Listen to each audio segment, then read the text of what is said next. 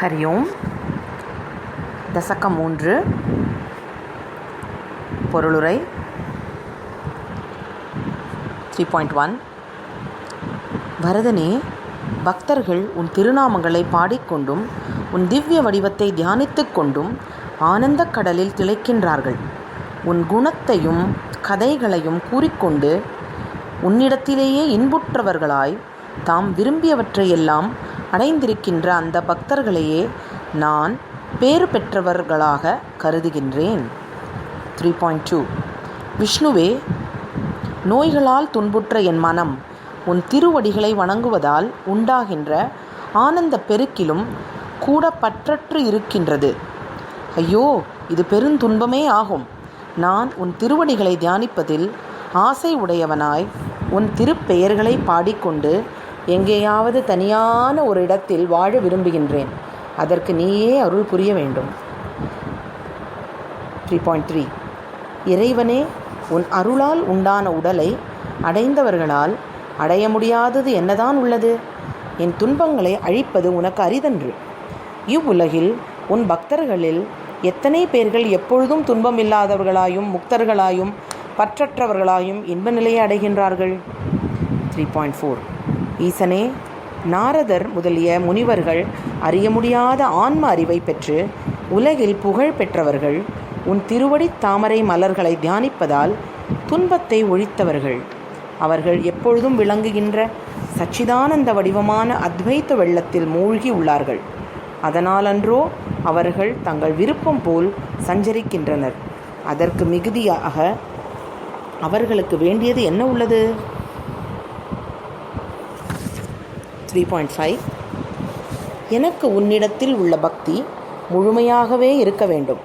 அதுதான் எல்லா துன்பங்களையும் அடியோடு அழிக்க வல்லது. இது பற்றி சிறிதளவும் ஐயமும் என் மனதில் இல்லை.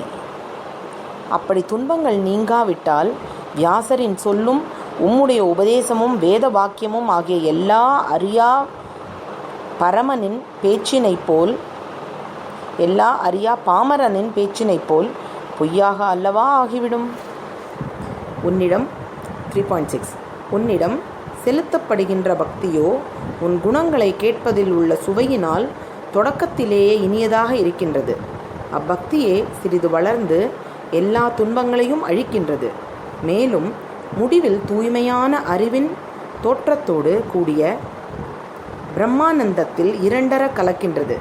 இதற்கும் மேலாக வேண்டத்தக்கது வேறு என்ன இருக்கின்றது? 3.7. துன்பங்களை விலக்கி என் கால்கள் உன் திருக்கோவிலை நாட வேண்டும். கைகள் உன்னை வழிபட வேண்டும். கண்கள் உன் திருவுருவை காண வேண்டும். மூக்கு உன் திருவடிகளில் உள்ள துளசியின் மனத்தை அறிய வேண்டும்.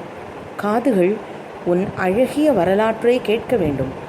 ஆகையால் இவற்றில் எல்லாம் என் கால்கள், கைகள், கண்கள், மூக்கு, காதுகள் ஆகியவற்றை சுவை பெறும்படி நீயே செய்தருள வேண்டும். 3.8. மயிர் கூச்செறியவும் ஆனந்த கண்ணீர் பெருகவும் செய்து நீக்க முடியாத துன்பங்களை நான் மறக்கும்படி அருள வேண்டும். மிகுந்த கவலைகளாலும் நோய்களாலும் சேர்ந்திருக்கின்ற என் மனதில் உயர்ந்த சச்சிதானந்த வடிவாய் உள்ள உன் திருவுருவமே தோன்ற வேண்டும். 3.9. குருவாயூரின் தலைவனே, உன்னை பொருட்படுத்தாதவர் கூட இன்பத்தை அனுபவித்து கொண்டிருக்க உன்னிடம் பக்தி கொண்ட நானோ பெரிதும் வருந்துகின்றேனே. இது ஏன்?